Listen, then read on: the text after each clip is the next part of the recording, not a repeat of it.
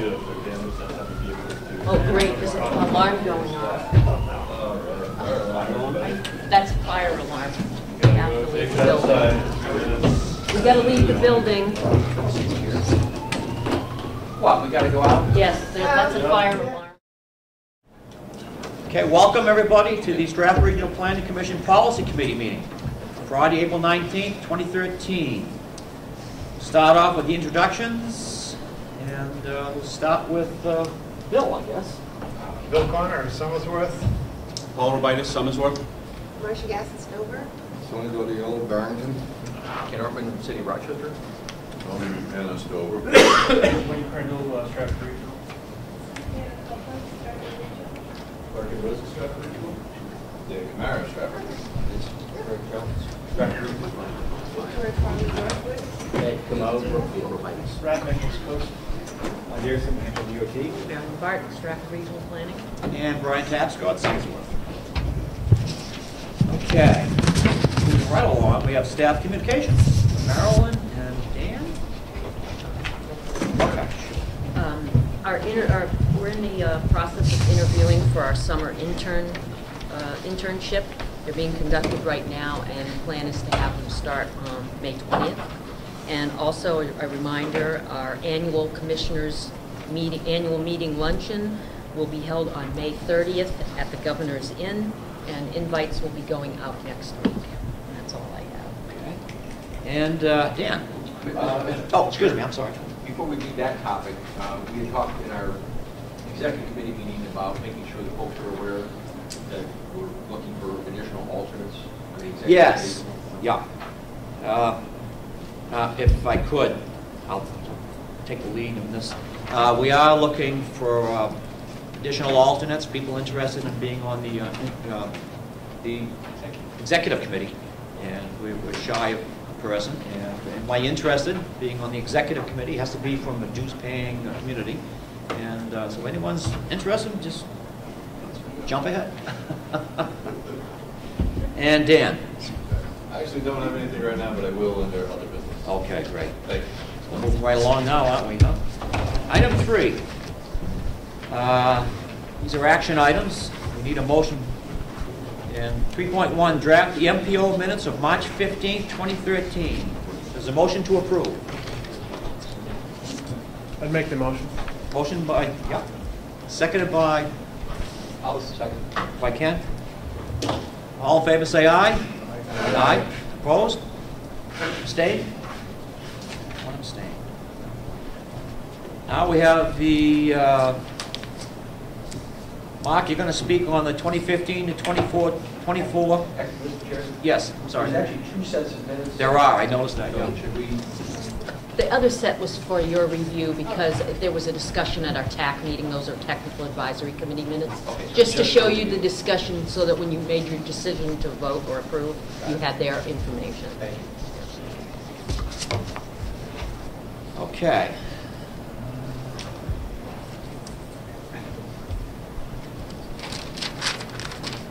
So, Mark, you're going to be talking about the 10-year plan? I am, yeah. All right, jump into it. All right. So what I'm going to do, I'm going to give just a quick review of what we have done as our process to rank projects, how we were advised by the TAC committee to proceed, and then I'm going to switch gears and go to our actual project list that we've worked on and finalized. So just to start out here, I think everybody has seen this before. This is basically the scoring sheet New Hampshire DOT provided us with as project name, cost. We added scope of work, the location of the project was included on the list, and then it goes through the scoring criteria. And using these criteria, this is how we basically worked with communities. I think we worked with 9 out of 20 communities and agencies or we actually met with them to review project scores, and then Dan and I also applied project scores to communities that we were unable to meet with. And basically just quickly going through this, I'm just going to use extended service life as a demonstration. There are a number of different options here. which are the scoring scales that New Hampshire DOT gave to us. You can see that these are also up here. And then Dan and I inserted columns that have basically numbers that correlate with the scoring criteria. So very significant to be awarded 5 points, and it kind of goes down the list. In this next cell over, which is 019, we have this long, kind of confusing algorithm in here, and basically all this is saying is we're doing a bunch of it's a bunch of statements to check the conditions of this box that's one to the left over here. So basically it's saying if this box says not significant, put in a 1. And then it says if that's not true, check the next condition. If it says slightly significant, put in a 2. And then it keeps going down through those conditions. A bunch of if-then statements. And then at the end of the equation over here, we actually use these boxes. And what we have here in 017, this pink one, that's a normalization factor. So we apply that to our equation afterwards. And that's for the situation that, although some of these have 4 numbers in the scale, some of them have 5 numbers in the scale, this is a normalization factor. And what this allows us to do is basically change all the scales so that you're looking at apples to apples comparisons. And then what we do is apply our criteria weighting that we had agreed upon in our last policy meeting to that. So this basically gives us our score for each category. I'll move all the way to the right. We have this 100-point scale that we're using, and this essentially adds up all those scores in those hidden columns. And it gives us a total composite score for each project. So that's the short version of how this process works. If anybody has any questions, we'd be happy to do our best to answer them. Bill? And what's the name of the program you used? New Hampshire DOT has a program called Decision Lens they're using. Essentially does exactly the same thing that we did here. We don't have access to Decision Lens, so we had to do it in an Excel spreadsheet. But it's essentially the same thing. It's a decision-making tool. You basically set the parameters for it. You set your scoring criteria. You set your weightings for each of the scoring criteria, and then your scoring scales. And through that, it basically outputs a project score that ranks the value of the score with the criteria that you have determined. Thank you. Yes. Yep. Any other questions or comments? Seeing none. Now have.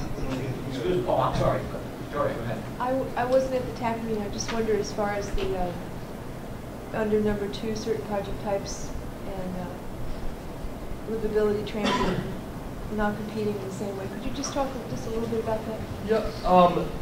So I guess I've switched sheets here, and we're looking at the other sheet. Sorry, it's not bigger. I can probably zoom in a little bit. Just to give you an idea. Looking at full screen. So essentially what we have here is the project town, or location, or project location, scope of work. This column just says, is it in the 10-year plan currently? Only 2 of our projects are, so that made it pretty easy. And then there's a couple other criteria that we'll get into here. This is just informational. But basically, column O over here, these are our project scores that we came up with using our scoring criteria for all the projects. And this list essentially is just going 1 through, I think, 80-something, 86, 92. And that's all of the projects we have in our metro plan, and how they shook out after our scoring was done. So some of the things we noticed using the scoring criteria, I think Brad can attest to this, it's very hard to score transit projects, or it's basically very hard to score any non-highway project with the scoring criteria. That's something I think in the future we're gonna be able to have some more discussions with New Hampshire DOT and refine the process somewhat, so that hopefully we can do a better job of accounting for all different types of projects and not just highway projects. Some of the other things that don't score well: transit, a livability project, and by that I mean complete streets, something with sidewalks, maybe bike lanes. They're not that easy to score. They actually score very well on these scoring scales, but the criteria don't necessarily apply to them very well. Another observation is that bridge projects score very poorly with this scoring criteria. There's a couple reasons for that. Most bridge projects are not new projects, and they're not adding any capacity to the highway system. So basically, you're just getting a one-for-one. You have a bridge, it needs to get repaired, and you get basically the same thing after the bridge is repaired. The other reason that bridges haven't scored well in our criteria here is they're really expensive. So the cost of a bridge versus the value of what you get from it, it doesn't add up well when you compare it to something that provides you with a new piece of infrastructure or a new facility. So let's say, you're improving an intersection, you're getting a roundabout. There's a lot of benefits to that roundabout. You're fixing a bridge, you get the same bridge. There's not a lot of benefits that shake out at the end of that process. So there's a couple of issues with this that we've recognized. I think DOT's seen some of the same issues. But overall, I think it was a good first attempt, and we're moving in the right direction for the future. So now I'm going to go into this list a little bit. There's a couple of things to note that our TAC committee asked us to do for the policy meeting. Basically, they wanted us to continue showing all we've done here. They wanted us to highlight the projects that were either programmatic, which would be statewide guardrail replacement or a statewide pavement inspection or state aid bridge or one of those types of projects that really come from these big statewide funding pools. And they also wanted us to show those projects that are funded by or would likely be funded through grants like congestion mitigation and air quality or CMAQ or the new transportation alternatives program. These are two programs that aren't really up for consideration with the 10-year plan prioritization process. So that's basically what we've done here. And essentially what we have, these blue rows, these indicate projects that have multiple funding sources, possibly, and some of those funding sources are programmatic. So these are things DOT's asked us not to necessarily include in our list of priorities. But we have some issues with these projects because some of the funding sources are applicable. So on this first project, we have potential funding sources. In the past, this project was supposed to be funded through the turnpike system, which is a statewide programmatic. It's probably also eligible for the CMAQ program, which is a grant-funded project, but it's also eligible for STP, which is a funding program that DOT is looking for. So we have a little bit of confusion about should we include these projects, should we not include them? I think that's something the policy committee hopefully provides some direction for us. And these purple ones, these are projects that we may show for illustrative purposes to New Hampshire DOT, but these are not projects that are going to be incorporated into the 10-year plan through this process. And that's because they're either funded by, or would be funded likely through a CMAQ project, or it's a bridge project that's not eligible for any bridge funds other than the state aid bridge program, which is another program. So it's all a little bit confusing, but essentially the blue and purple are projects. The blue are projects that we may be submitting to New Hampshire DOT. Purple are the projects that it doesn't make sense for us to keep them in our list as priorities because they probably won't be considered by New Hampshire DOT for the 10-year plan process. And so I'm going to go down the list. What are the white ones? The ones that are not? The white ones are So one of the project types is a corridor study. We have a number of corridor studies we're looking to do. That's usually funded through the State Planning and Research Program. We're not entirely sure how it's functioning at this point. We know we do get some of that funding for our organization, but not entirely sure how these are, where these studies fit in, or if they're something New Hampshire DOT is looking for as part of this process. And then the other ones are just projects that would be eligible for funding and consideration, absolutely. So there's no question these projects can be included in our 10-year plan list. Mark, Brad, has got a question, and then Bill. Yep. Well, I was just going to elaborate on the Absolutely. issue that Victoria brought up. So from our perspective, we have one project listed here that we singled out. It's a complete phantom project, although one day we would like to complete it.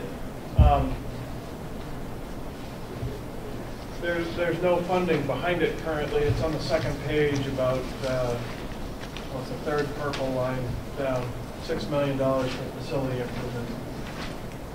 And as I went through the scoring process with Dan and Mark, it was readily apparent almost immediately that non-road projects using the Decision Lens software could not be evaluated. The questions being asked are not applicable to those sorts of projects, including bridge.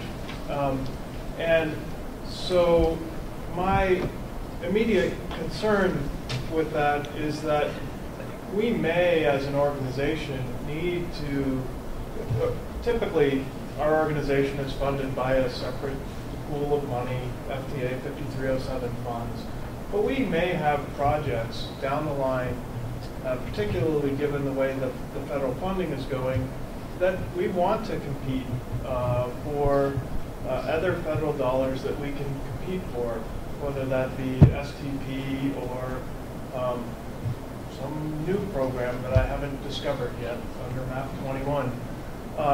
And to the extent that Decision Lens is going to be used to evaluate those projects, I feel that currently, as it stands, we as an organization promoting another mode are not being treated fairly. Nothing against any of the staff who put together any of the work on this. It's just that as it stands now, we are not, and I really struggle with compartmentalizing our transportation system the way we're kind of being forced to compartmentalize it right now. It's a total interconnected system, and that's the way I think we need to try and keep looking at it, versus we've got roads and bridges over here, and then we have a little smattering of everything else. And that little smattering of everything else, if it got, just a little bit of attention, could actually really help the roads and bridges side a lot. It could have a significant impact. But we're not making that connection as a whole. And I think this is kind of supporting the continuation of that. So I struggled with that. I've struggled with that all along because I didn't feel that the criteria were going to treat non-road projects with the right weight, for lack of a better term. And so I actually, one of the reasons why I think the minutes were sent to you from the TAC meeting is because I voted no. I cannot support this. And on behalf of our organization, and I'll vote no again today. I understand that that is that is one no vote, probably, but I feel that I have to stand my ground on this issue, and we are not a department of, we're not the highway department. We haven't been the highway department for a very long time. We've got to get away from that mentality. We're the Department of Transportation in the state, and we've got to focus on all modes and treat all modes fairly as we go through project selection processes.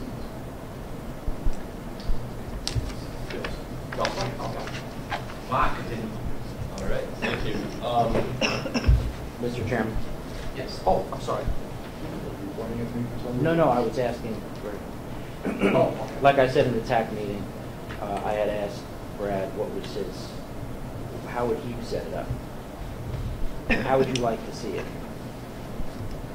I would like to see a much more comprehensive set of criteria used that allows for project selection to weigh all projects against each other, so that and I understand that there's objective and subjective, and there will always be that. But some way to look at our transportation network as a whole and be able to say, you know what, that that alternative modes project actually would maybe have more bang for the buck for our region than that road project, and a way to assess that and evaluate that so that we as a region are making the best decisions we can possibly make. And I'm not saying that's easy, and I understand that this is a first step, and I think it's a good first step, and for the most part it's in the right direction, but it completely ignores alternatives to road work. I just want to emphasize, you're right, it is a first step, and so we understand there's room for improvement from the DOT side, and again, we came a long ways in 9 months. And I guess we really got to celebrate that success, and definitely listen to Rad and say, you know, can we improve it next time around, 2 years from now? This is an ongoing process, it's not set in stone, so there's always room for improvement, and that's definitely what you're going to say. Thank you. Oh, excuse me, yeah. I'm just wondering if there's some way that we could pass on the sense of the group of businesses to support his position, to follow recommendations to the powers that be to say that we're approving this within the context of what we've been given, but we're asking them to consider future consideration. I think more of an approach. I think one of our real challenges with some of the projects and scoring the projects certainly is in the directions that we were given. I understand why DOT did this because I guess the funding sources that we have available for projects, there's essentially 3 different types. There's this programmatic funding source, which is all these statewide programs, like guardrail, like bridge inspection, and these things, even highway safety improvement program, where it's this big project and they don't really break out projects. I mean, internally they have projects broken out. This is how it's been done historically, so you can find more details about those programs. So we have this programmatic source that we're not really supposed to be evaluating projects that fall under that category in this 10-year plan process. We have these competitive grant funding sources, which are projects that would fall under CMAQ or Transportation Alternatives Program. Again, we aren't really supposed to be evaluating those types of projects under the 10-year plan process, which I think that idea has some value, but I really think that it's important that we're at least putting those out there, because some of those projects can be funded by other funding sources. And then we have this other funding source, which is essentially National Highway System Program, NHS, and STP. And really, it seems like we're supposed to be evaluating only projects that are eligible to receive NHS funding or STP funding of some sort. And I think that's been a real challenge. And one of the big challenges about that, and like we have shown on our screen here in these blue columns or rows, is some of these projects are eligible for those other funding sources. They're also eligible for grant-funded sources. They may also be eligible for programmatic sources. So it's very difficult for us to say, you know, definitely this project is going to be funded by this category, and to know which projects we really should be evaluating. When, you know, I think we need to come to some kind of, you know, agreement, I guess, throughout the state on how do we deal with that in the 10-year plan process, because it really seems like it turns out being that the funding sources we're looking at that are actually trying to find projects for, there's only a couple kinds of projects that can really fall under those funding sources, and they're primarily highway improvement projects or bridge projects. There were some issues, and I think moving forward we'll be able to resolve some of those, but it's really challenging to know, should we even be evaluating this project or putting it forward? Is, you know, how do we evaluate this project type? There are no examples of how to evaluate this corridor study, so we did the best we could about, you know, what should it score under this criteria. We've been giving no examples about how you would score certain types of projects, which became a challenge. I think we did a pretty good job at it. You know, we talked to a bunch of communities and they seem to be in agreement with us, but hopefully in the future we flush out some of these issues and we're able to address them through the process. I guess I'm going to continue moving on unless there are a few more questions or comments about the process. Any other comments or questions? All right, so basically going to show you, this isn't on your sheets, but this is the running tally of project cost using our project cost estimates. We essentially have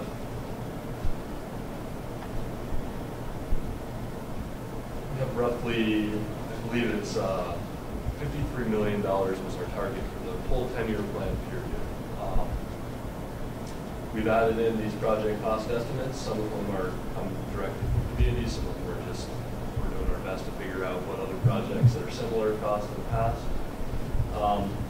And so in the far left, we have the running tally of projects. So if we were just to add up all the costs of all of them, including non-eligible projects,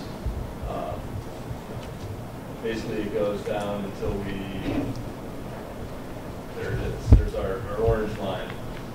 We get essentially 38 projects deep before we run out of project funding if we were to use the running total.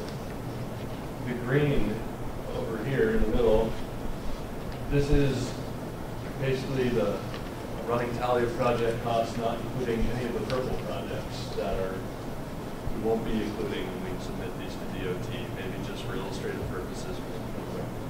We don't expect them to go into the 10-year plan because they're not eligible for any funding sources.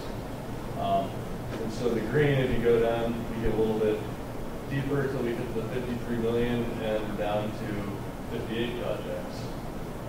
Now the red is not including any of the blue or the purple projects.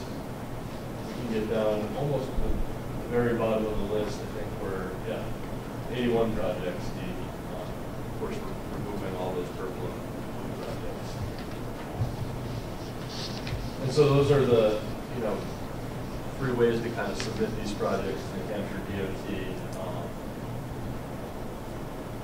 Another issue I wanted to illustrate, we move over here into this next sheet, we also don't have, this is a list of all the bridge projects in our region. A lot of these are red list bridges. Again, the purple bridges are not eligible for consideration. They would be only state aid bridge eligible. These blue projects, these are municipally owned or maintained bridges, but they're on either state or federal routes. So this bridge is on Route 108. So I believe that means that it still receives some federal funding. But if we were to go back a page, I think we only get down to about fifth or sixth bridge project on here before we're done submitting bridge projects, because we just don't have the funding to include a lot of bridge projects. So this basically leaves us with a few questions about what to submit to New Hampshire DOT. And in our list of project priorities, one more question is, how do we deal with non-dues paying communities? And I just want to put that out there to the policy committee. In the past, they've been docked points. That's allowable by federal highways. It's one of the few things that we can actually do as an MPO to encourage communities to pay dues. And I guess we'd just like to put that out there. How do we deal with non-dues paying communities? Do we want to do anything to non-dues paying communities as far as their project scores? And that's really up to the policy committee. I guess the other questions, how many bridge projects do we include? They're very expensive. They take us up to our funding cap very quickly, but redless bridges are very important to be fixing our regions, and we want to force some of those bridge projects in there because we know they don't score well. And then basically, I guess the question is, do we want to put the blue projects in, which, you know, it's possible that they could be funded by one of the eligible categories for the 10-year plan process, but it's also possible that New Hampshire DOT will not consider them because they're also eligible for CMAQ or transportation alternatives.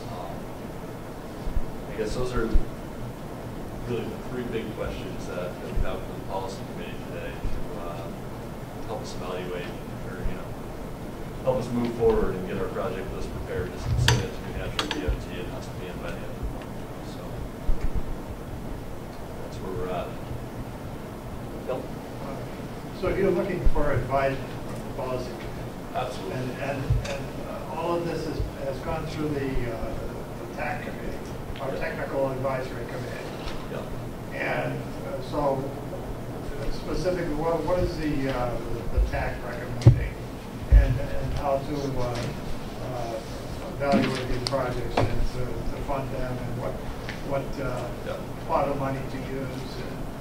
And what the TAC has recommended is actually in those TAC minutes. That was one of the reasons we provided those. And essentially they said a couple of things. Make a list of bridge projects, only bridge projects. We have that. That's right here. This is, I guess we have our value rankings where they would fall in the big list of all the projects.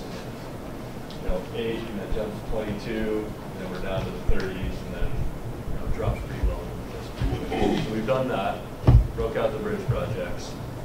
They wanted us to illustrate in line with the rest of the projects all of these blue projects, which are could be funded by a programmatic or a grant funding round, or could be funded through one of these eligible categories. And that's essentially it. They told us to go ask policy about what we need to do as our final project list. So I guess the questions are, once again, how do we deal with bridges? Do we want to force any bridge projects? Do we include those projects that are coded in blue when we submit to New Hampshire DOT? And there is some question about those. New Hampshire DOT may think they're not good projects for the STP or NHS funding category. They may not even consider them. Do we show all projects and just indicate to New Hampshire DOT that, the purple ones, we expect you not to consider them, but these are our region's priorities for transportation for the next 10 years. And I think that's an important message to convey to New Hampshire DOT, is that these are our transportation priorities. They may not fit into a funding category for the 10-year plan, but these are what's important to New Hampshire. But I want to make sure that we're Number one, submitting enough projects so that we don't just have 2 projects in the 10-year plan again. It's not enough projects for this region. We deserve more, the pie in our region, I guess, than just 2 projects. We want to set ourselves up so that we can, receive some more of those projects, or more projects in this next iteration, 10-year plan. And it's just essentially how we do that. Yeah, I guess if I jump in, my point of view, I'm not sure we've made a decision yet, so my recommendation is submit everything to us for the categories you have. And as we go to our regional planning commissions, we need to make some choices about how we can manage this. If Mark said there's some mandated funding programs like the CMAQ, the TA, the HSIP, that would be included in this 10-year plan, or do we have a separate selection criteria based on that, which one grant process? I don't know if we've figured that out yet. Last 2 weeks I've been busy with the commissioners on the project. So I don't think we've made a real firm decision on that. I think it's still up in the air how we're going to do this. Again, this is a new process of DOT, so we don't have all the answers. We're not claiming to. So I think once we get all the projects in from all the RPCs, we can start sorting things out. So what's the best way to handle it? One question that would a list like this be helpful for you guys when you're looking at each region's? I know you want it in that decision going format, and we'll certainly provide it in that, but would something like this be helpful in addition? Yeah, definitely. Dan. Anything you give us be helpful. We need the information in that decision lens format. So we put in our system and kind of bring everything together. But still, understanding what your region priority is still a big interest to us. Because, again, this decision lens develops a draft 10-year plan. It's not the final 10-year plan. It's just a draft. So there is time, there is room for changes, modifications, especially through the gas hearing process. And that's what's good for us to know what your region priorities is. So yes, I think both pieces of data are very good for us. Ken? I think this is sort of the messiest process that I've seen in my 10 probably iterations of doing this. And maybe that's just sort of a sign of the times in terms of transitioning sort of from one way of doing things to another. So that's frustrating to me.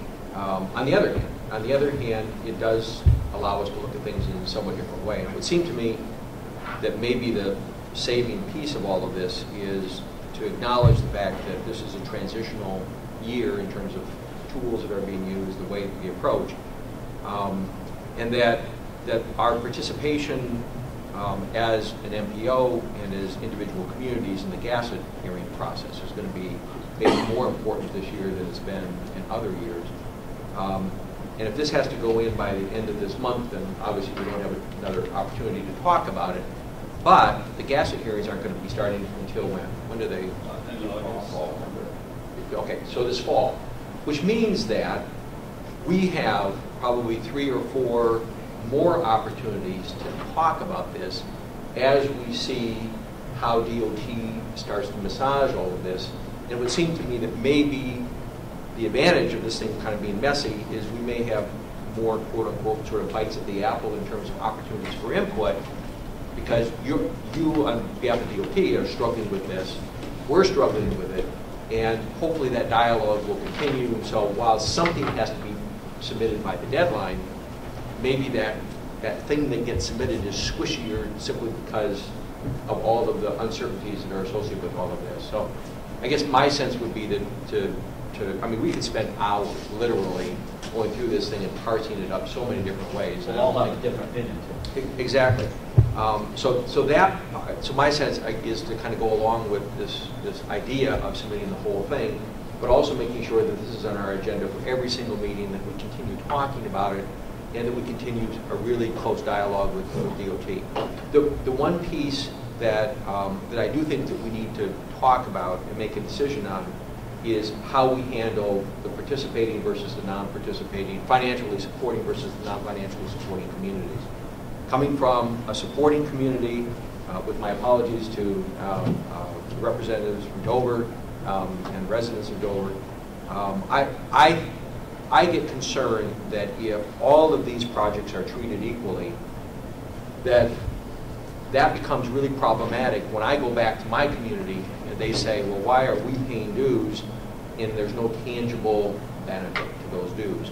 And given the fact that we in the past have, at least the last round, and maybe it was the round before, but I think it was the last round, there was the issue of a point penalty associated with projects that were on the list in communities that do not support the Regional Planning Commission.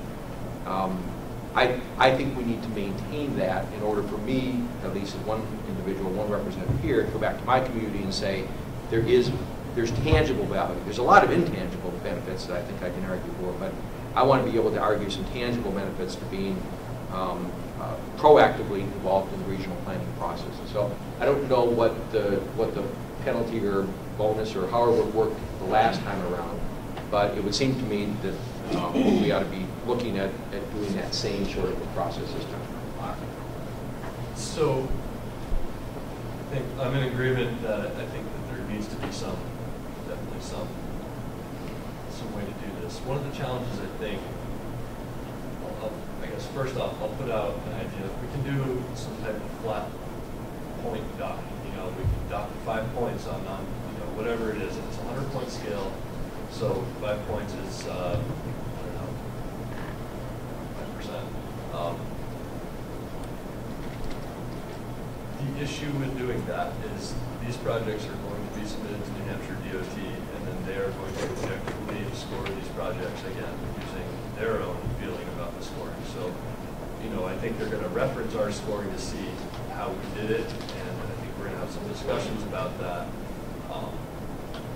We would need to find some way that if we were to dock points, that would carry over, and New Hampshire DOT would follow suit, which I'm not certain that they're interested in doing, or I don't know exactly how that would work. Glenn, maybe you can provide some insight. Can I just make a comment here? I mean, this is messy as well. There's a project here that's fairly high on the list that deals, in fact, the very first one, that deals with Route 108, which goes through Rochester and through Dover. So here we have a project that is being proposed, in fact, the highest scoring one, that impacts both communities, one of which is dues payment, the other which is not. So, I mean, there's not going to be any neat or easy way to deal with this, because if I argue that ought to be docked 5 points or whatever amount, then in some ways I'm hurting my own community. I don't want to do that. At the same time, I also want to be able to argue to my community that there's value to participating in this process in an active, proactive way. So, I don't know. I hope somebody come up with a brilliant way to accomplish everything we want to accomplish in a way that makes sense. So, working in a community that pays dues and living in one and representing one that doesn't pay dues,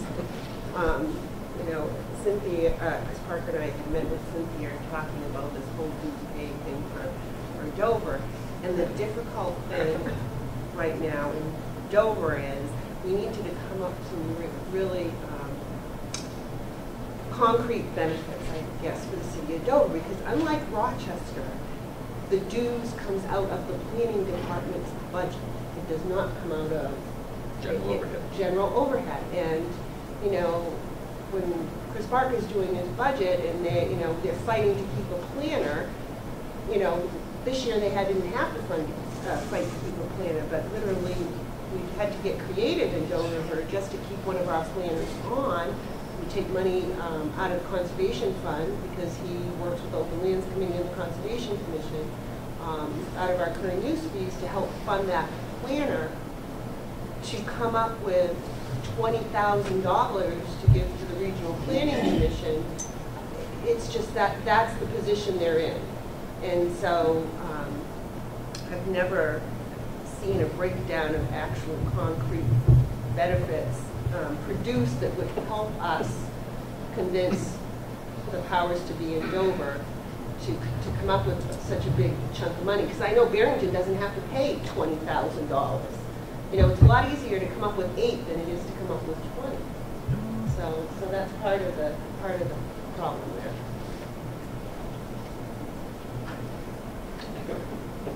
So that wasn't the brilliant solution that I'm looking for that No, and solves we're all the frustrated problems. too. I mean, we want to, and I just feel like, you know, then it's a kind of extortion. Well, we're not gonna, you know, your rich can fall in the river. We don't care because you won't pay your 20 grand. You know, I don't know if there's no simple solution because when you're dealing with politicians, it's big.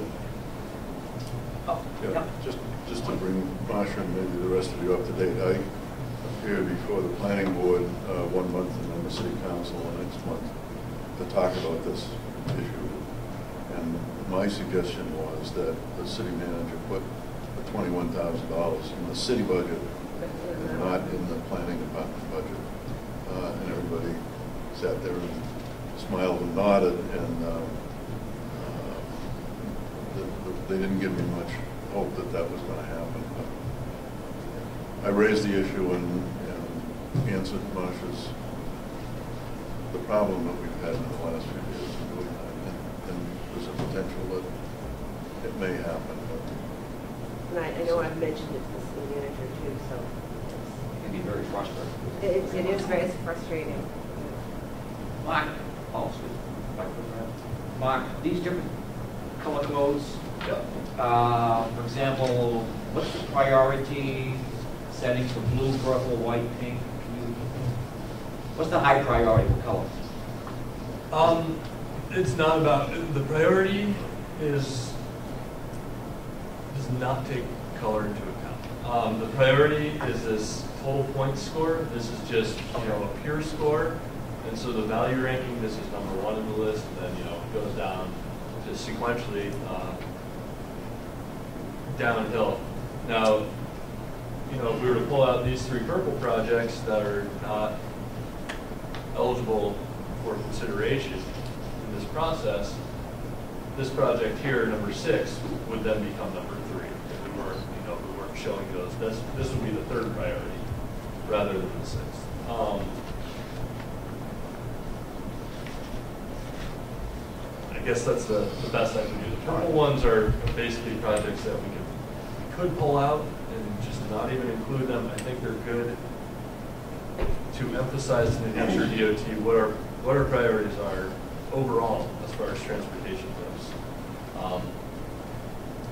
The blue projects, it's more about their funding source and their eligibility for consideration for the 10-year plan process than it is about their actual value. It actually has nothing to do with their, you know, perceived value that we have for them as far as their priority goes. The top one, the top blue one there. Yep. Ken pointed out 108 from Dover to Rochester. Yep. I'm assuming it's not from the Dover line to Rochester, right? It would be.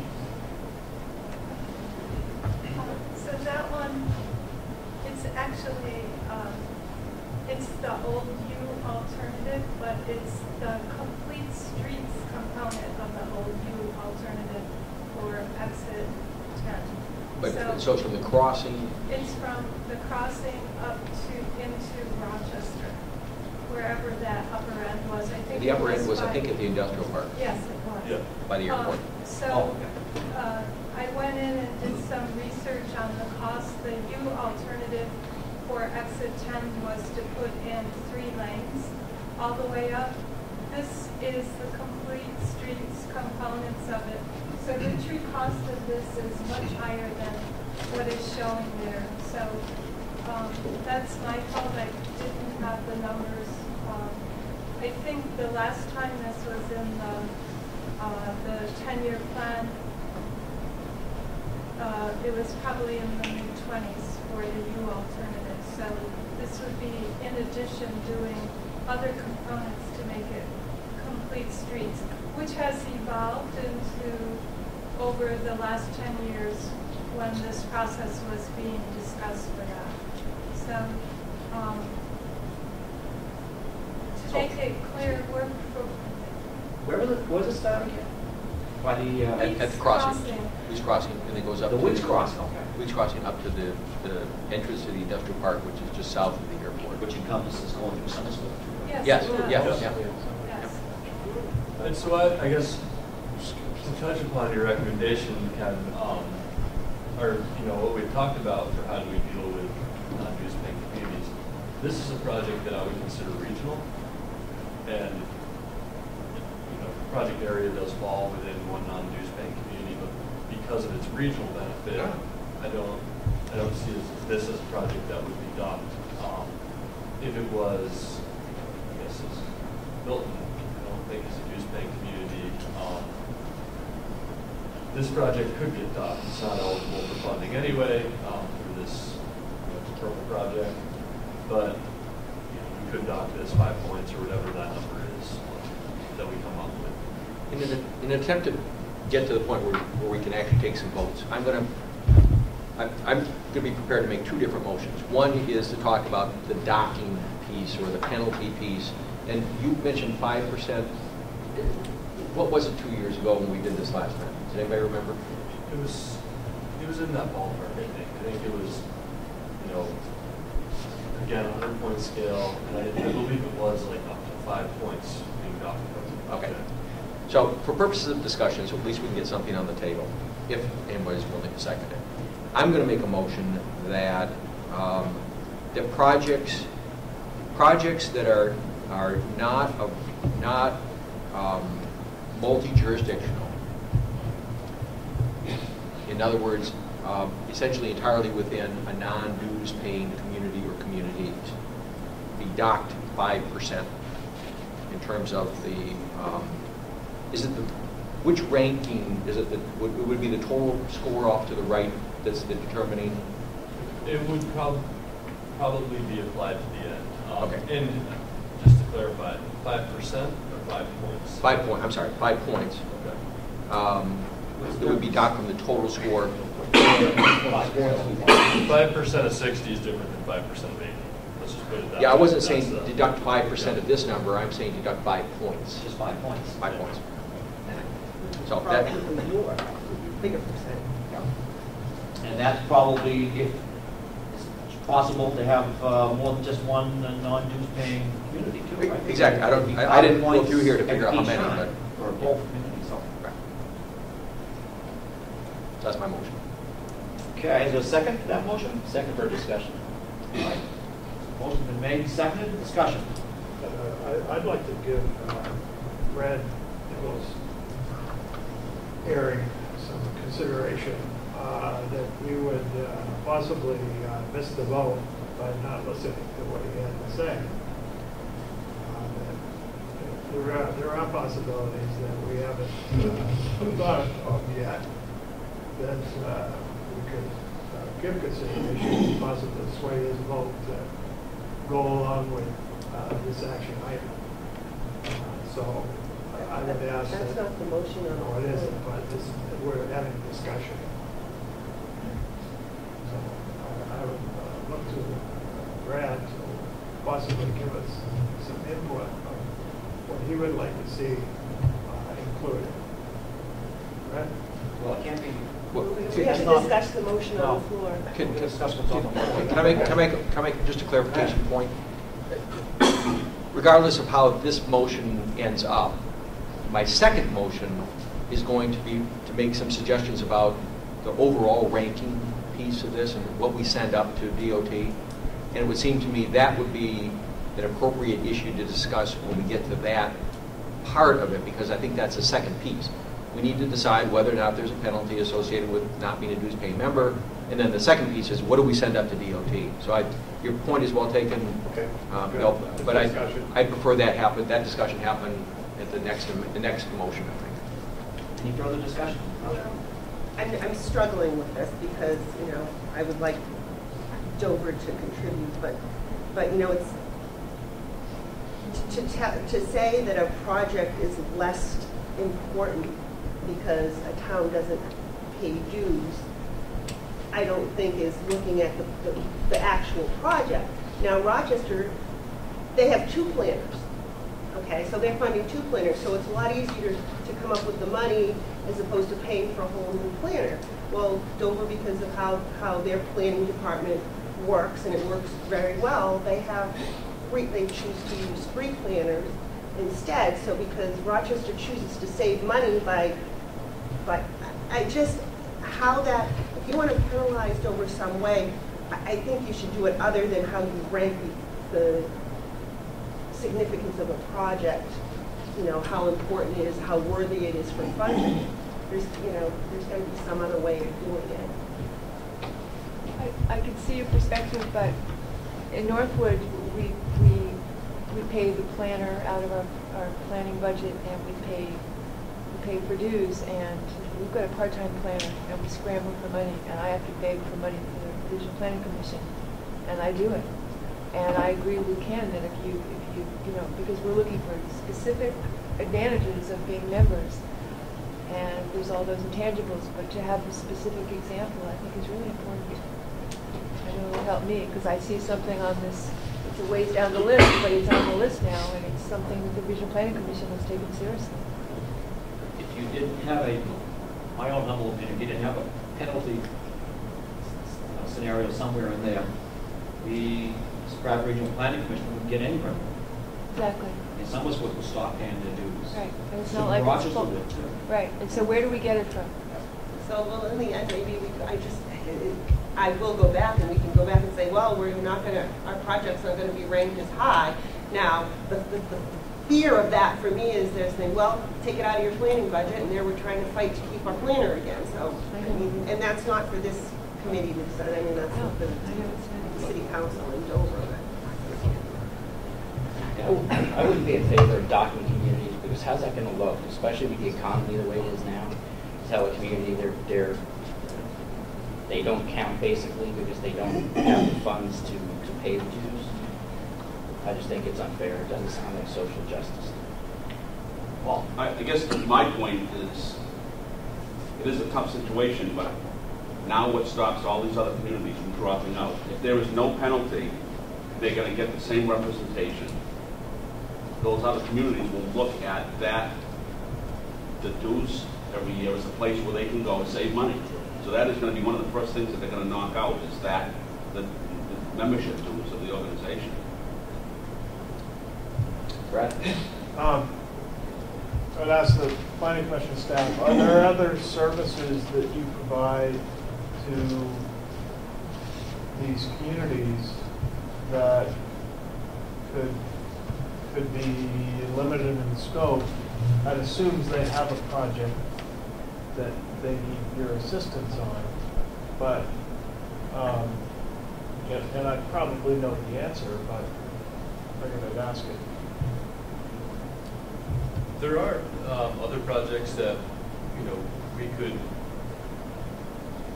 choose to say, I'm sorry, we can't help you on that project. I think that's our option. One of the big challenges for us doing that is, if it's already a non-dues paying community, we need to, I guess our perspective, we're caught in kind of a challenging place where we want to do something to encourage whatever community that is to pay us in the future, because that funding makes it so that we can operate and continue providing service to all the communities in the region. We get some money from federal government to do transportation planning, but all those other services, the water quality, the mapping, the build out analysis, all these different things that we do for every community in the region, we want to continue doing that, and that funding makes it possible. And if we don't have that funding, we can't. But it's one of those tough places that, okay, so we dock a community that's not paying dues, we don't provide those services, let's say hazard mitigation, and we don't provide services for that. Now what incentive does the community have to actually pay us if they're really not getting any services from us? They have no track record of services. Not, what if we have a flood and they need FEMA money, but they don't have an updated hazard mitigation plan? We've heard the public when it's really a government decision, and that's not something that I think our interest is really in benefiting the public in general. I don't think we really care what the government political situations are in these communities. We want to do the right thing for the public and the people in the region, and becomes a real challenge. So what Mark said is helpful. If we could go back to Dover and say, you helped us with this, you helped us with this. I think what Dover, and I could be wrong, is saying is, we've done this for ourselves, we do that for ourselves. Like the things I go to you from Barrington, you help me with. I think probably they're looking at Dover's done this, this, and this, and they do that for themselves. So if you could provide us with a list of things in addition to, not docking us on that's something tangible that Tony and I could go to the council with and say, these are direct benefits that Dover receives. We've done that multiple years and it doesn't seem to make a difference. So what we do to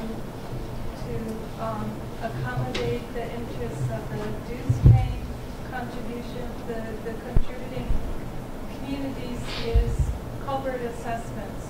Priority goes to all communities who make a contribution.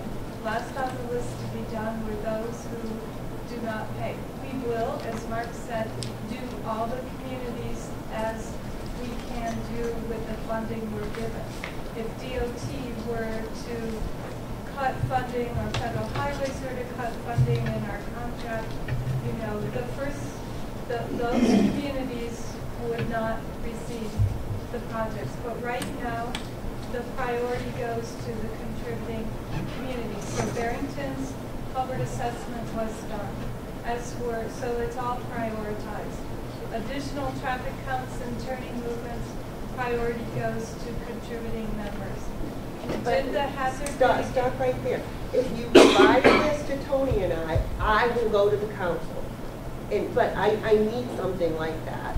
To say we've done it in the past, I've never seen it. I mean, so... I did that. I made that presentation and say, this is what you're going to lose if you don't pay the money. And explain that one of the things that's on here is the Chestnut Street project that you're looking at. But I mean, I want items other than these, because, we have a huge public works department. Do they do those things for themselves anyway? I just need that list, and maybe if two of us go, and where I work in Barrington, and we do utilize the services, I just, just more ammunition to help us. I think actually, you can find the list of services that we have provided for you is longer than the list of services. But I haven't seen it, Cynthia. Please give it to me. I provided that to your planning director over multiple years now. So okay. Then I'll check with Chris. And certainly provide it Or I'll to more ask people, to a wider group of people in the future. I guess getting back to the 5 points. Okay, so what is that? I want to acknowledge that what I'm proposing here is a very blunt tool. It's the kind of blunt tool we've used in the past. I wish there were a better way of doing it. It is not intended to decrease the value or the importance of the project in any way, shape, or form. But we are a community, and it's like a family. Sometimes people choose to participate in family events, and sometimes they don't. And if we're going to work together, the synergy that comes from working together makes all of us stronger. There are communities that have decided not to, and that's their decision. But it just seems to me that I see it as the communities that are participating are being penalized by the communities that are not, because in essence, in order for this organization to continue to work, we're having to chip in a higher percentage of the cost of running this organization and doing these good things.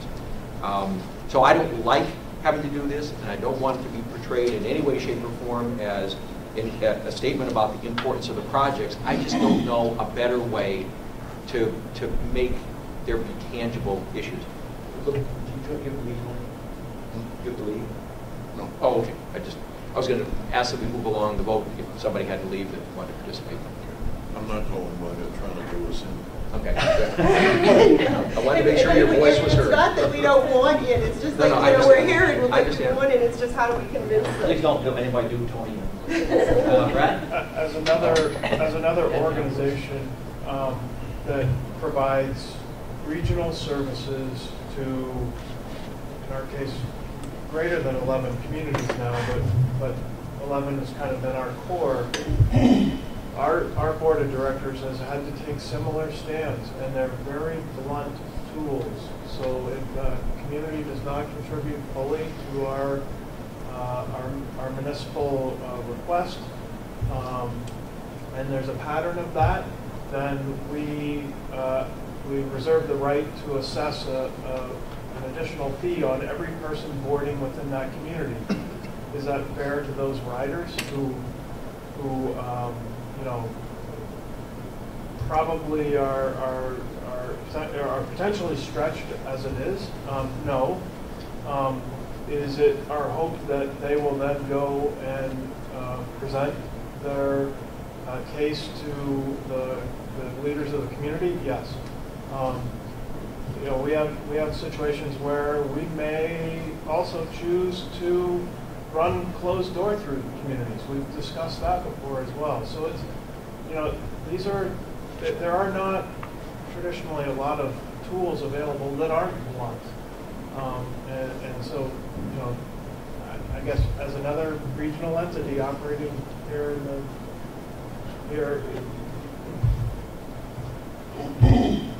it's a tough decision. Ed? I think it's going to look like wealthy communities get the perks and less advantaged are going to get screwed. I think that's what it's going to look like. That's ridiculous. I'm saying that's what it's going to appear like. But I'm not saying that's how it is. Take a look at another town, a small town, not a wealthy town. And if you divide it up per resident, how much we pay, it's more than worth the value. It's pitched that way. I think people might What's your listen. Just to follow. Ed? Yeah. I'm saying that the system should be done differently. I don't believe the docking should be the solution to it. I'm not saying that, I'm saying it's going to appear to people that wealthy towns are getting more attention. That's what I'm saying it's going to appear like. I think there's another way to do it. That's You could suggest it. I don't think there are too many wealthy towns right now. Okay, I'm going to call the vote. And I think probably out of fairness, we got to do it as a roll call vote. I hate to do that, but I think it's important for us to take a stand and for those people who are represented to know what we're doing. Oh, how many votes did we get in something like this one? How does that work? Well, the quorum is set by one person represents a community, but when we vote, every person has a vote. So Tony and... Commissioners meetings, just one per community, one vote per community. To set a quorum, Tony and Marsha, one of you established the quorum, correct, Marilyn? For a vote on any item on the agenda or a motion brought forward, every person has a vote. Okay. Who's a commissioner? So, Roll call beginning with Bill, how about you? Paul? Yes. Marsha? No. Aye. Yes. I'll abstain. I abstained because I was here for all of it. Okay. Victoria? Yes. Brookfield, no. Yes. Yes.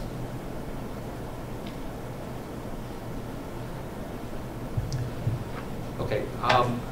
The next. Yeah. Well. So it's.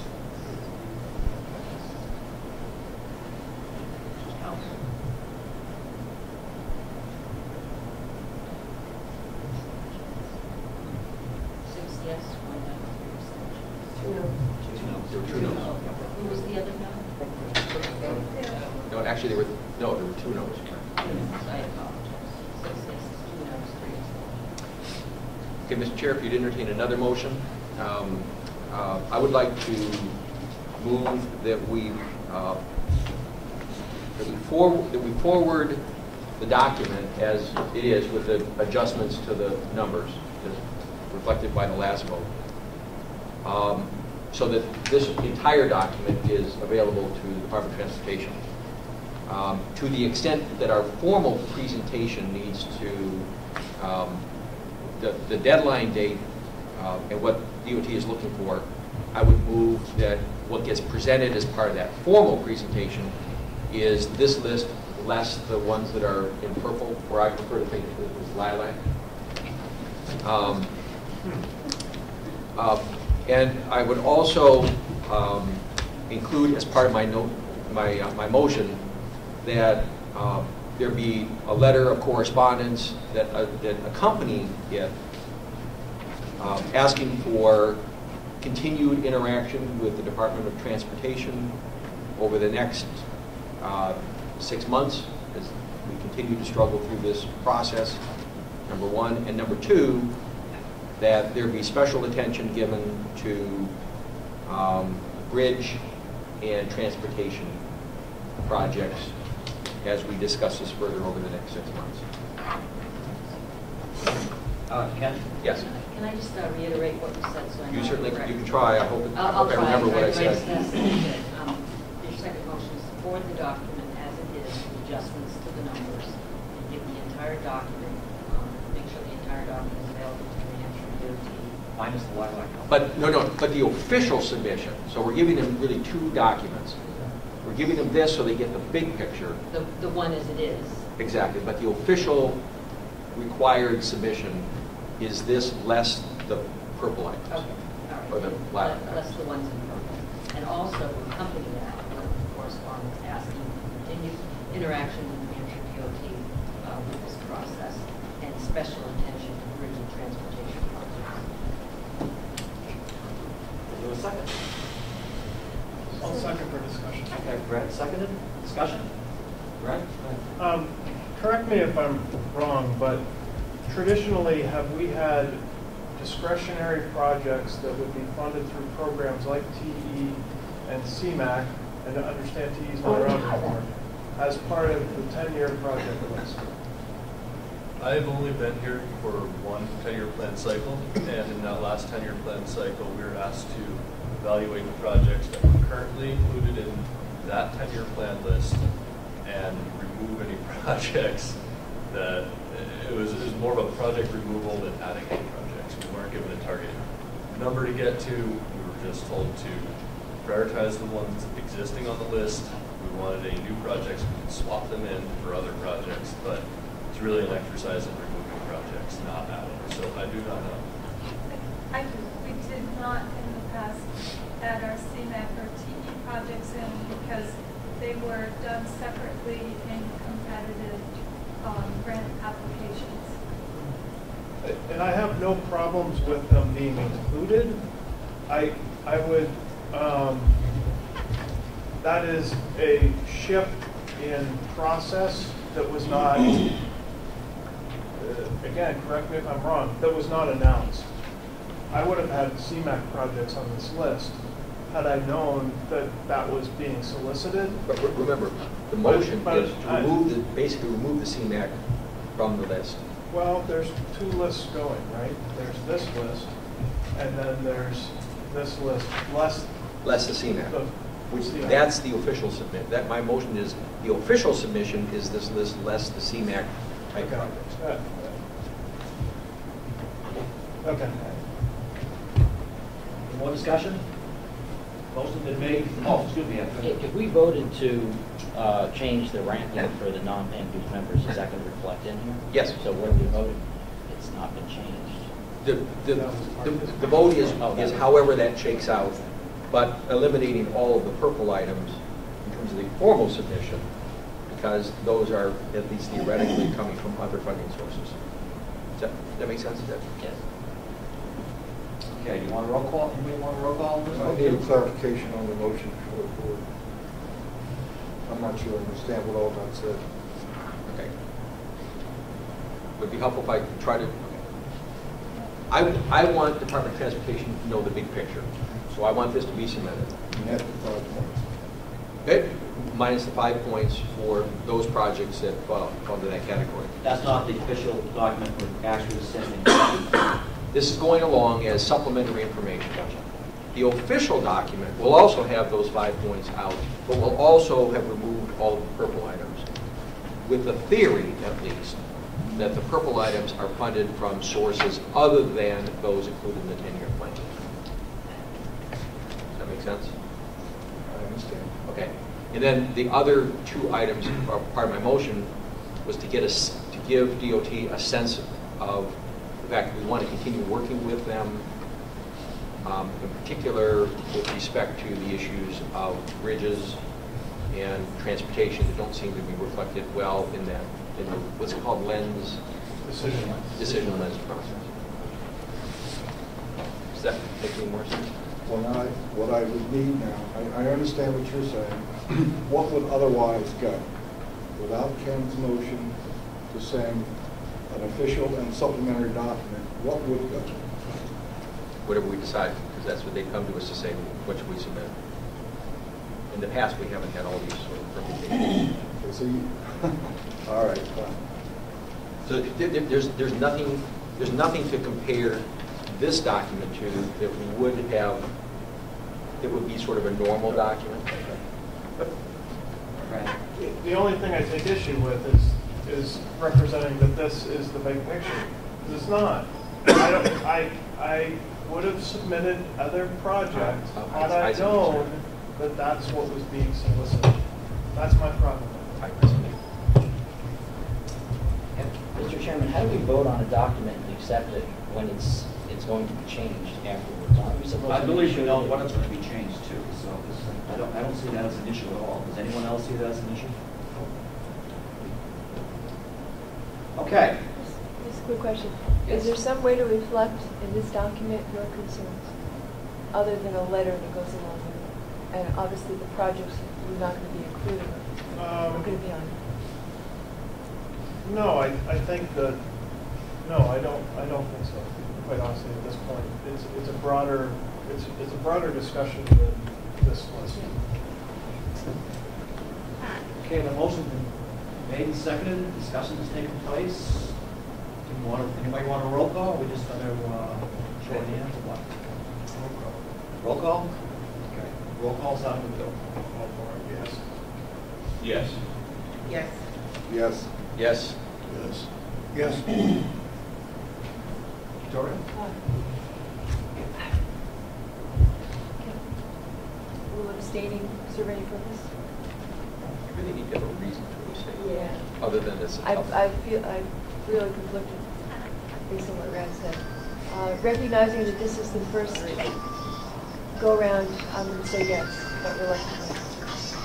Brookfield's no. Okay. Brad? No. Yes.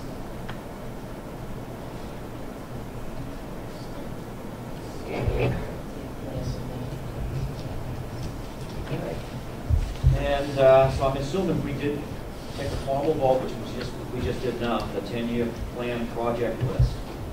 And moving on to discussion items. Title 6, an environmental justices update. Excuse me, Marilyn. Cynthia. I just wanted to add, over the years, the 10-year plans had sometimes included turnpike projects, and then sometimes it doesn't include turnpike projects. For the last couple of cycles, the turnpike projects have been separate, but DOT has asked us to address them. And as you can see, there's two things that we need to bring forward. The first item has nothing to do with dues, and that's the fact that the Dover side of the Newington Dover Bridge project is unfunded at this point in time because there isn't sufficient funding to proceed. So we've known that for several years, and that's tied to an increase in the tolls. So there needs to be additional toll revenue to finish up that project. And the second part is, as you can see, we added the complete streets component for what used to be the U3 alternative for the Exit 10 project, which was pretty well discussed in this region over a very long period of time. In the end, that project was removed from funding. At one point, it was in the 10-year plan for funding. Partial funding, at one point it was in for full funding. So now, given the amount of development that's happened in Dover, Somersworth, Rochester, the new jobs coming in the 500 range over the next 2 to 3, 4 years, and additional jobs coming in beyond that into the mid to long term of 5 to 10 years of additional number of jobs in the same amount, with the location of the dialysis center that has impacts on paratransit and transit routes, we are moving forward with DOT to say there is a regional need based on jobs, based on congestion, based on safety issues for exit 10 to be considered in the agreed upon location that was discussed in the mid-2000s, and to move forward with the U alternative with a complete streets upgrade. So you see the complete street upgrades. Haven't discussed with DOT yet. We're just moving into a separate process to talk about the turnpiking funding. So, is that? Yeah. Yep. And this is just for your awareness. There's congestion and safety issues. We have new jobs coming. We have major medical facilities out there. We have social services. We have demographics of aging in place and more people needing services, and we have new jobs, and we need to do something.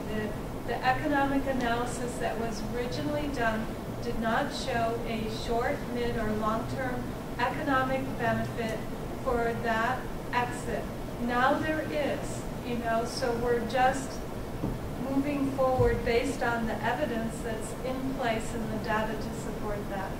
So we just wanted to let you know this is very mid to long-term project, but we see the need is there, and we're going forward with that conversation. It's a regional project.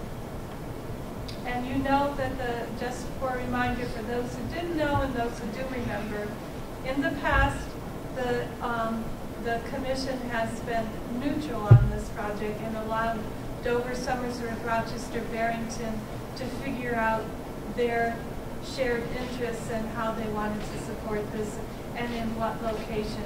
So that's news. Cynthia. I'll think of the next item. Title VI Environmental Justice Update by Marilyn. Okay, recently, updates were made to our environmental justice document by Kyle Pimentel, our regional planner, and our intern, Wayne Grindle. And I worked on creating a new Title VI document. It was actually created last summer and sent to DOT, and now we've sent it out, the updates to the environmental justice in the Title VI document. It went out on a 30-day public comment period that began April 13th and ends May 16th. We'll have it up for approval to the policy committee at your next meeting on May 17th. And it's available. It's been sent to the Dover and Rochester public libraries. It's on our website and also at our office for review if anyone wants to look at it. And I'll be doing a presentation next month about it. Thank you. Okay, Ken, on our website, when we have something that has a time limit, like a public hearing, or there's notice of 30 days or something of that sort, do we have something on the website that kind of flashes or is a different color or something to let people know that there's a time sensitive? I know it's on the front page. Kyle set it up, and it is on the front page. It is on the front page. Anything that's a public hearing or importance like that, we make sure it's on the front page. You click on that, and you'll be able to click on the document. I just want to make sure that it was. Maybe web pages have all sorts of information, and if it's buried someplace, people aren't going to know about it. If we're trying to get input, we want to make it as obvious. And also on the environmental justice, where it was in a document we had before, we've made changes. We have the original and then the updates, so you can compare. And that's it. Okay. Item 5.1, Rochester Park and Ride update. Mark? All right, so this is at request of the policy committee at our last policy meeting. There was a question as to why the Rochester Park and Ride cost has increased, almost doubled to over $2 million. I had a discussion with Ron Grandmason, the project manager, yesterday. I got some answers as to why that's happening. He forwarded along the sheet that has the little one-pager about the project, and also some information from me, just outlining why those costs have increased. Can you summarize what the acronyms are as you go through your presentation? Yeah, I actually don't have that in front of me, so Greg, it's one in the middle there. Okay. Thank you. Okay.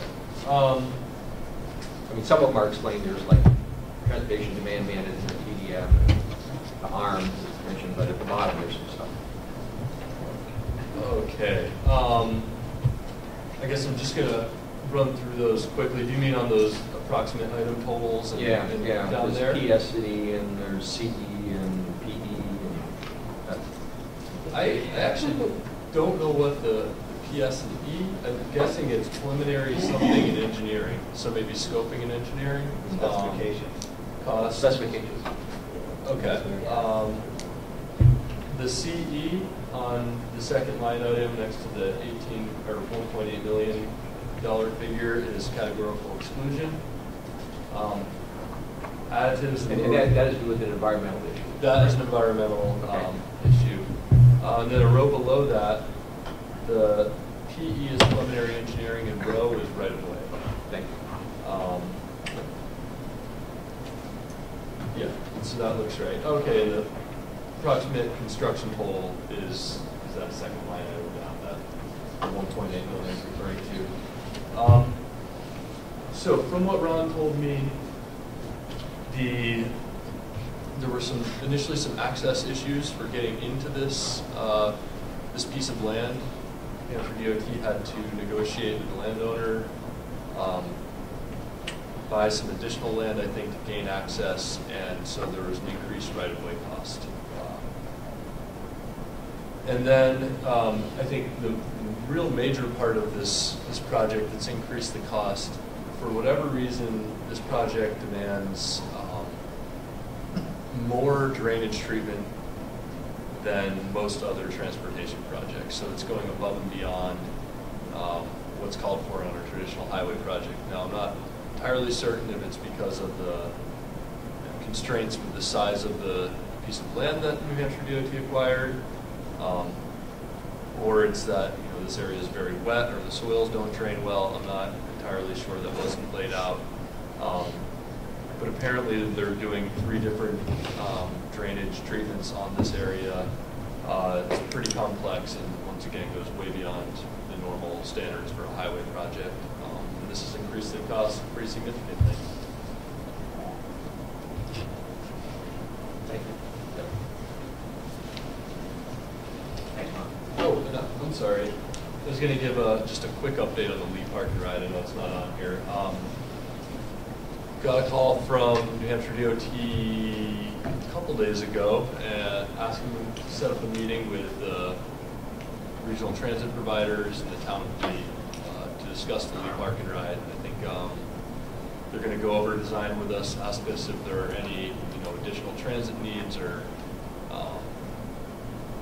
needs for other modes of transportation within the park and ride design that they have at this point. And we're going to be able to have that discussion, I think. After that, they are going to move ahead with acquiring the piece of property and finding funding to construct the project. So I'm pretty excited about that. Oh, my question would be if the cost of the balloon to that extent is any thought of looking at a different location? For the Rochester Park and Ride, I think they're so far along in it that it's just going ahead. It is a pretty. It's a great location. It's a good location right off the highway and everything. So I think it's going to be useful. I don't think they gave consideration to moving it to another spot. It's really because they're so far along in the project at this point. They're going out to bid in May, I believe. And they're hoping that the bids come in. We'll see what happens. Yeah, it has really skyrocketed over the last couple of years, which is too bad. Fortunately, the other park and ride I was talking about, I think it's under $500,000 total, though equipment impacts that they know of. It's very wet over there. It is, and but we're just on the outside. Not having, increased flow off the site, and that's got to. Yeah. Just for sake of knowing exactly what this highway this is on. This is where it's located and what kind of acreage we were talking about, just to give a brief So this actually, that picture was not the highway or the park and ride project. That's something for a little later.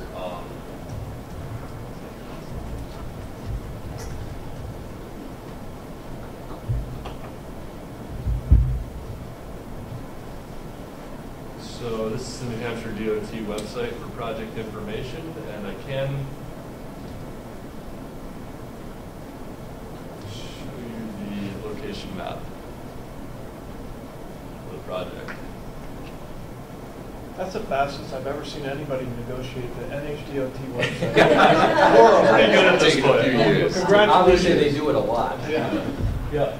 So what we have here is Route 16, exit 13. This is the Lowe's area up here. This is a new road being built, the Highlands Commons. Already built. Already built? Okay, Yeah. I didn't know that. And this is the project location.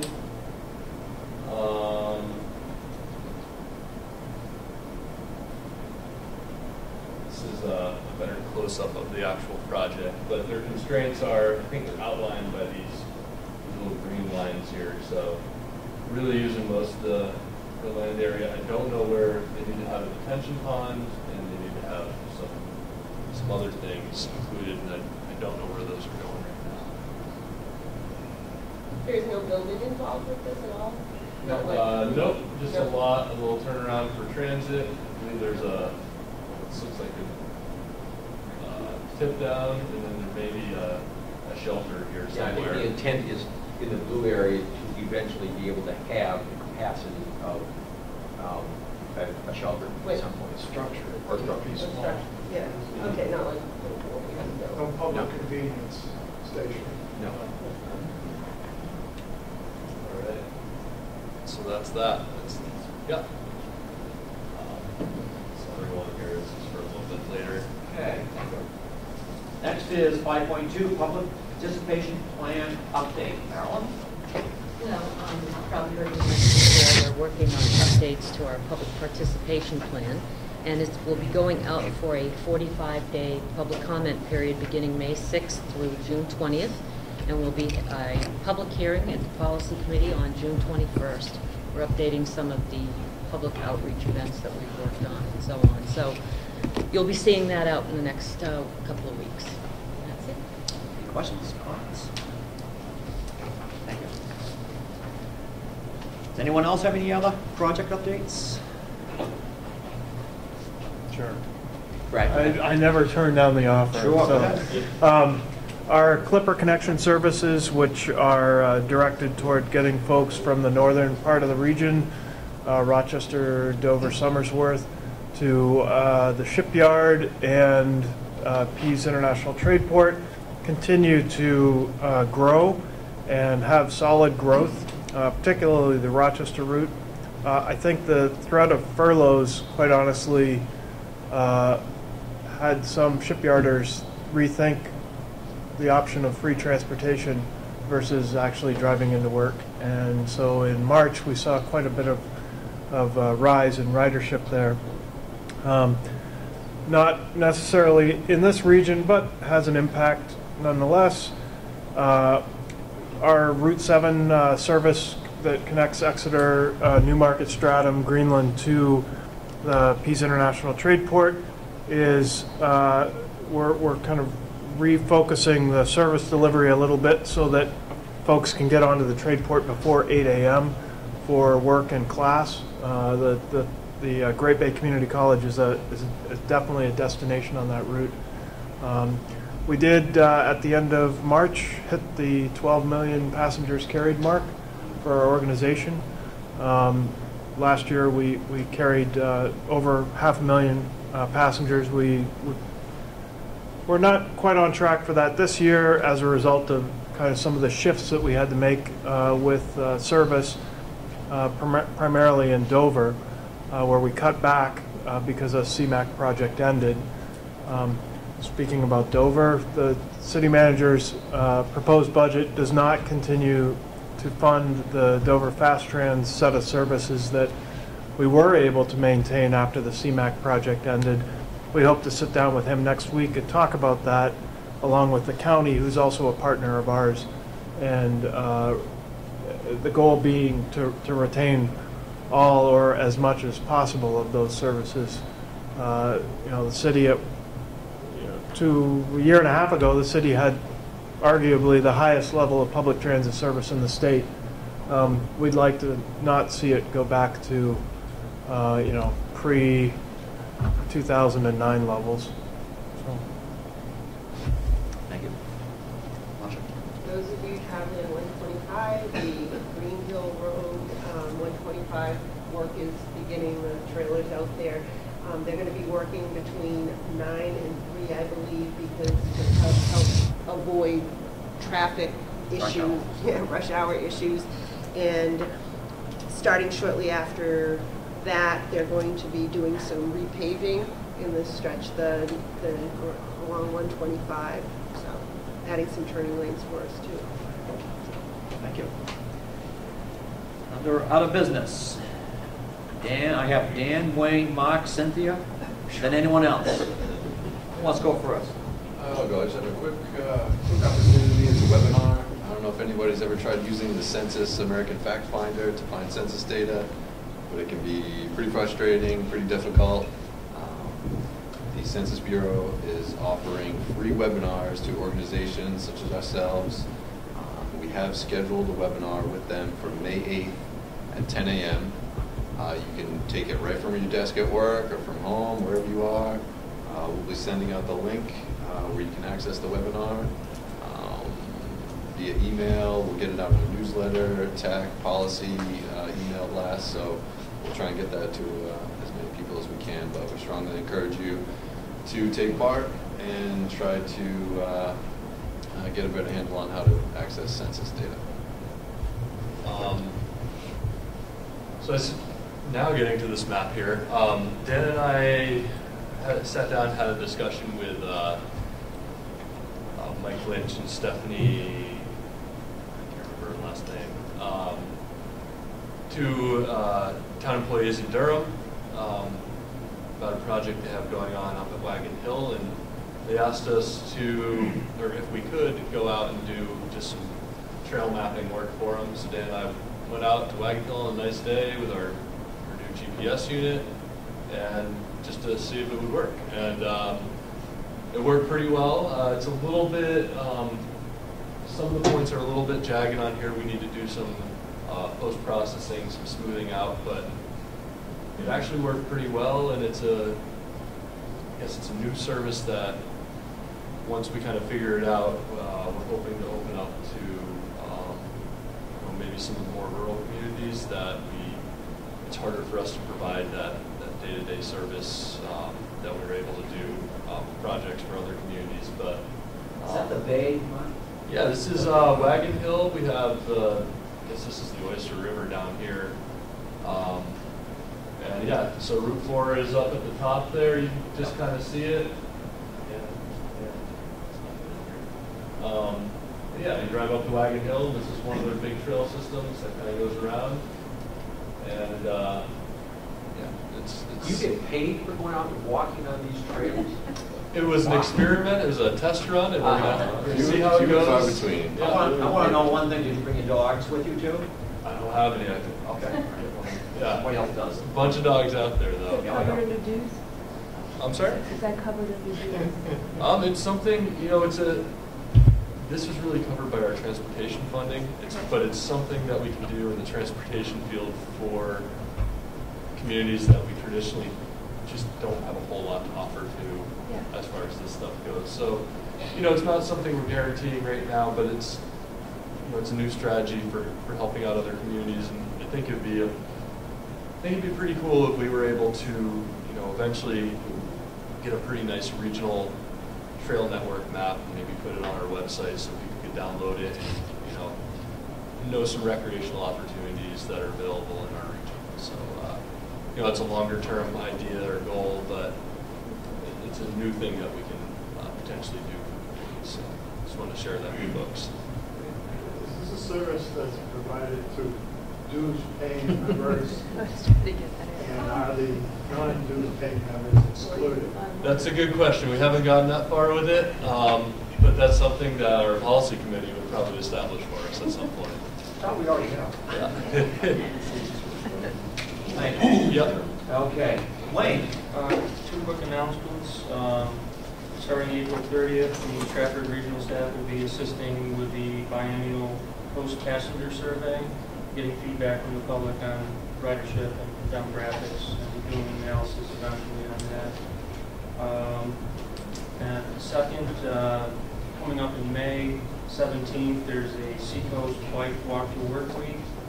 It's there will be 10 continental breakfasts going on throughout the region: Dover, Durham, Lee, Newmarket, and our specific region, and Portsmouth, and a few other communities are sponsoring annual breakfasts where you can ride your bike, walk to work, transit, carpool, and it's just a way to promote healthier lifestyle, lessen their fuel consumption.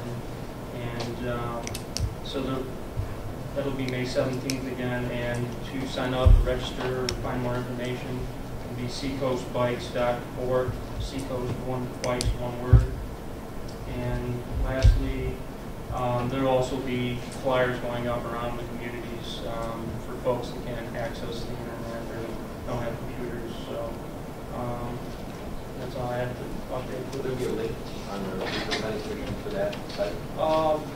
Yeah, we can probably throw one up. I could leave a flyer here too if you want to just. It's seacoastbikes, one word.org, and a bunch of local businesses, and Rockingham Planning Commission is collaborating along with UNH and some other organizations. You can see on the website. Thank you. Cynthia? Cheryl, will you remind me? I don't have one. I can say that we're working on our visioning for a regional master plan and for the metropolitan transportation plan. And so you're going to,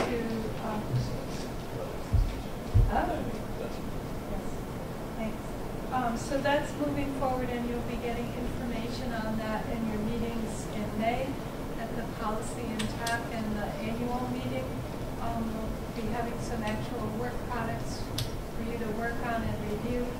And then for our comprehensive economic development strategy, we're moving forward over the next couple of months with economic development district designation process, which comes from all of the communities and businesses and nonprofits in the region, and a sign-off letter from the governor. So we've been working with the Economic Development Administration staff, and they're encouraging us to move forward to get this designation to help our communities. And the real key to this is that in order to apply for grant funds, for infrastructure grant funds, you have to have a distress qualifying event. And if you have this status, you don't need that qualifying event. So one, you have to have the event, and two, it has to be in your community. So if Durham, Dover want to apply for infrastructure and they don't qualify for distress, or they don't have a qualifying distress event, they'll still be eligible to apply. So this opens this up for the whole region to have more capacity to apply for these water and sewer infrastructure grants. So that's really good, and we're being strongly encouraged by EDA to move forward. They think we're ready and able to do a successful job. All right, I'm going to ask if anyone else has anything. Motion to adjourn? I'll accept that motion. Motion to adjourn by Ken, second by Bill. All in favor, say aye. Aye. Anyone opposed? All right.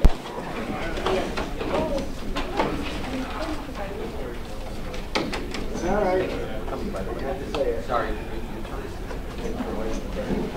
Yeah. Wasn't that long? Whatever it was.